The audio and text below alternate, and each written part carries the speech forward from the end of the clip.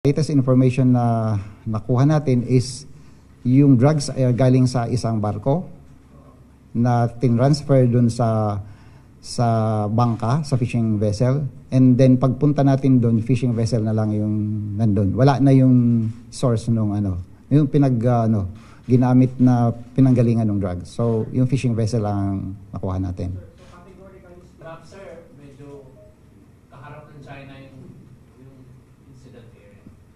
What Yes. can you say about this source?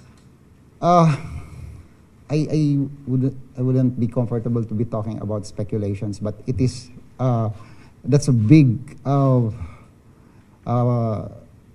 route, maritime route. So we do not know kung sino. Ang daming dumadaan doon. It just happened. It's west of us, but I would not directly connect it to any nation or any entity. And can